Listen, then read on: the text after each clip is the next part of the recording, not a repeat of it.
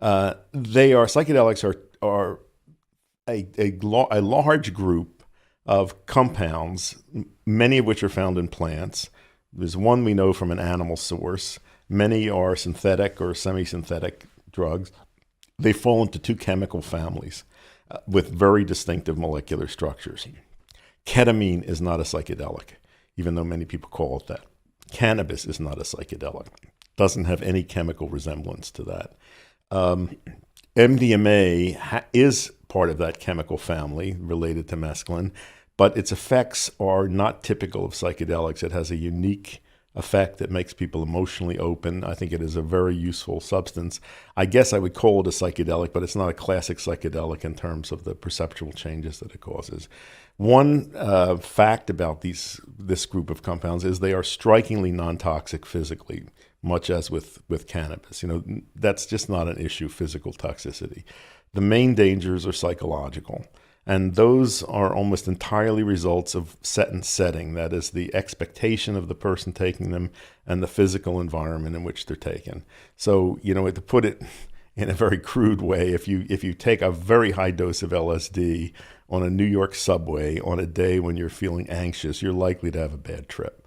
On the other hand, if you take the right sort of dose in nature when you are prepared for the experience and in the company of people who can guide you in the right direction, the chances are you can have a positive experience. The penetration of psychedelics into mainstream culture at the moment is quite astonishing. Before the pandemic, I was traveling a lot and speaking in various places, and no matter what subject I was talking about, whether it was nutrition, healthy aging, integrative medicine, I would get questions about psychedelics. Where can we get them? How can we use them? How do you find somebody who can guide you? A few months ago, Vogue magazine had a cover story on psilocybin. Town and Country magazine, of all places, had an article titled, "Why is everybody smoking toad venom?" I mean, it is really going mainstream in a big way. And it is absolutely absurd to have these in federal Schedule 1, which is defined as drugs that have high potential for abuse and no therapeutic potential. The therapeutic potential of these drugs is enormous. Now, there is currently a lot of research documenting benefits in mental emotional conditions, things like MDMA for PTSD and OCD, psilocybin for drug-resistant depression, for example, and treatment of addictions of various kinds. I mean, there's a long, growing list of conditions for which clearly there are good results obtained. But beyond that, I think there is a tremendous potential of these to cause spiritual awakening.